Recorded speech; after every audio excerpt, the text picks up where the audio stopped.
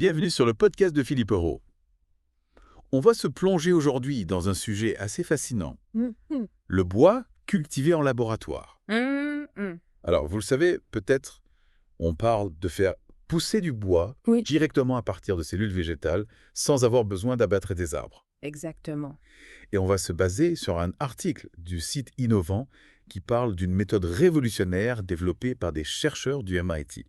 D'accord.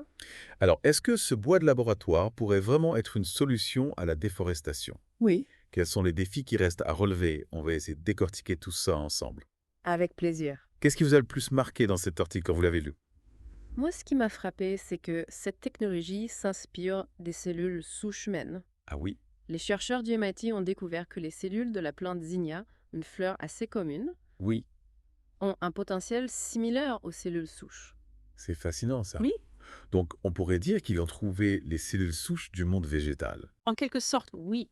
Et comment ils utilisent ces cellules pour faire pousser du bois? Alors, en manipulant ces cellules végétales, on peut les inciter à se développer en structures qui ressemblent au bois, D'accord. mais avec une précision impossible à obtenir dans la nature. Ah oui, Imaginez contrôler la forme, la taille et même les propriétés mécaniques du bois. c'est incroyable. On pourrait créer du bois sur mesure pour chaque besoin.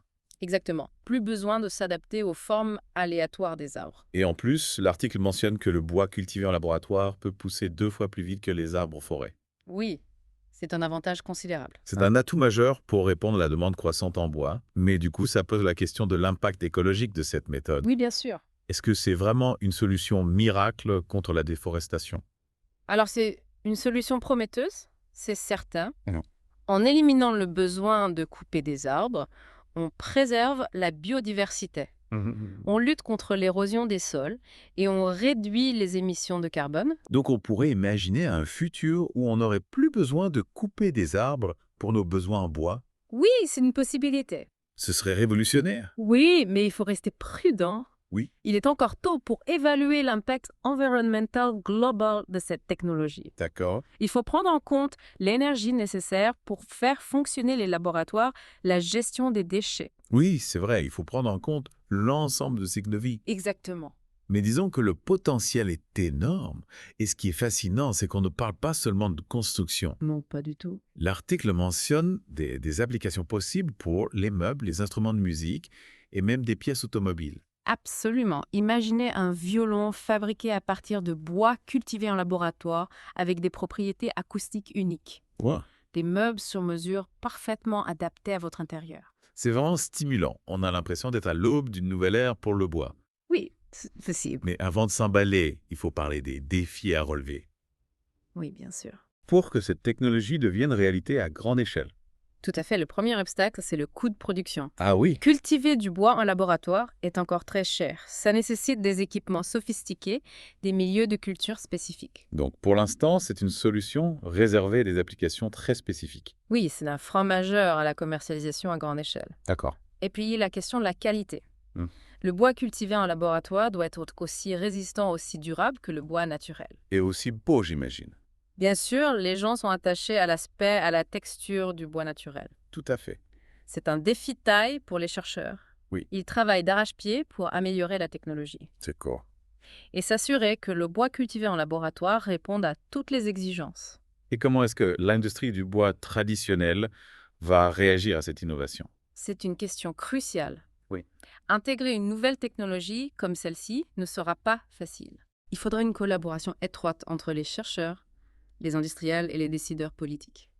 Oui, c'est tout un écosystème à faire évoluer. Exactement. Et d'ailleurs, parlons un peu de l'impact sur les emplois. Est-ce que le bois de laboratoire pourrait menacer les travailleurs de l'industrie forestière?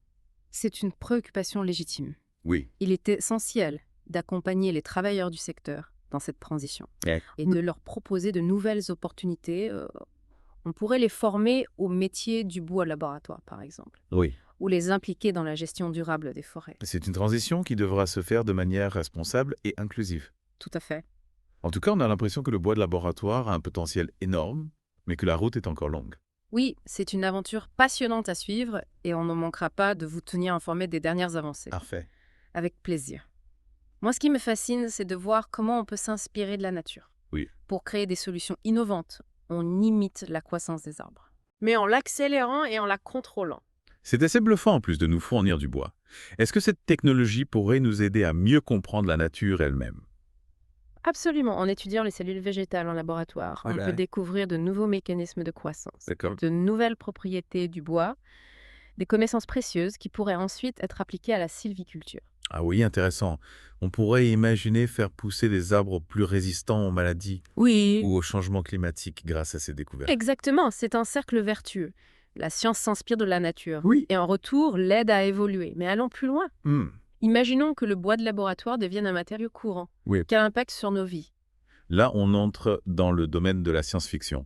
Mais allons-y, imaginons déjà. L'impact sur l'environnement serait énorme. Non. Oui, la déforestation pourrait être endiguée, voire inversée. On pourrait replanter des forêts entières, restaurer des écosystèmes et imaginer l'impact sur le climat. Les arbres stockent du carbone, donc plus d'arbres, c'est moins de CO2 dans l'atmosphère. Un atout majeur dans la lutte contre le réchauffement climatique. Mais il n'y a pas que de l'environnement, le bois est utilisé dans tellement de domaines, la construction, l'ameublement, l'énergie. Oui, et même la mode, si le bois de laboratoire devient compétitif, il pourrait remplacer le bois naturel dans de nombreuses applications, ce qui créerait de nouvelles opportunités économiques, de nouveaux emplois. Des usines de production de bois à laboratoire, des centres de recherche et développement, tout un nouveau secteur économique pourrait émerger. Exactement. Et ce serait aussi l'occasion de repenser notre rapport à la nature aujourd'hui. On exploite les forêts de manière intensive sans toujours penser aux conséquences à long terme. Le bois de laboratoire nous permettrait de nous affranchir de cette dépendance. Devenir plus responsable, plus respectueux de l'environnement, c'est une vision séduisante, il faut l'avouer. Mais il y a aussi des risques. Non, on ne peut pas remplacer la nature aussi facilement. Bien sûr, toute innovation comporte des risques. Prenons l'aspect social, par exemple, qu'adviendrait-il des populations qui vivent de l'exploitation forestière? C'est une question importante. Il faudrait les accompagner dans cette transition, leur proposer de nouvelles opportunités. On pourrait les former au métier du bois de laboratoire, par exemple. Oui, ou les impliquer dans la gestion durable des forêts.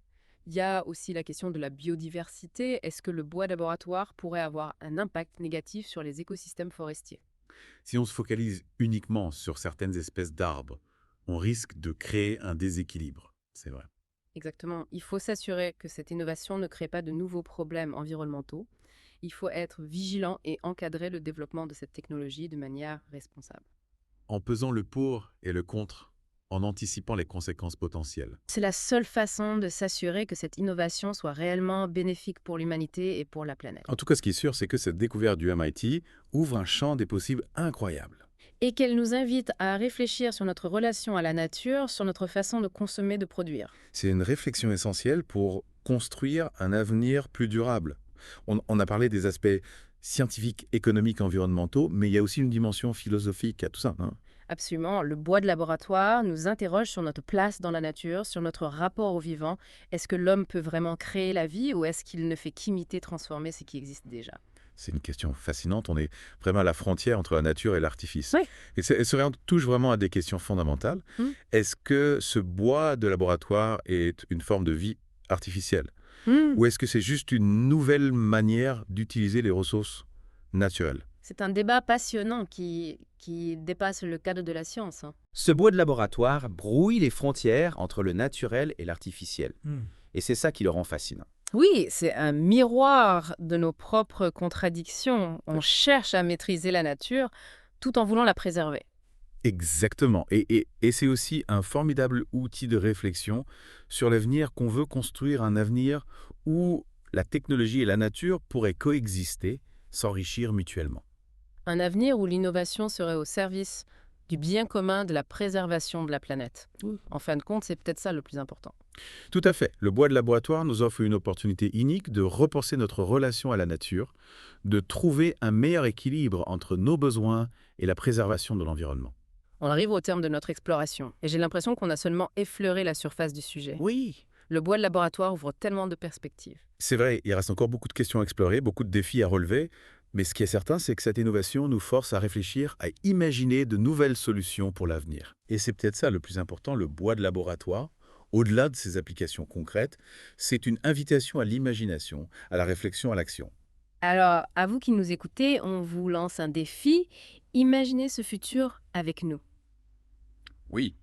Rêvez d'un monde où le bois de laboratoire aurait transformé nos villes, nos maisons, nos vies. Partagez vos idées, vos espoirs, vos craintes, et ensemble construisons un avenir plus durable, plus harmonieux. Merci de nous avoir accompagnés dans cette plongée. N'oubliez pas de vous abonner à notre chaîne YouTube pour ne rien manquer de nos prochaines explorations. À bientôt.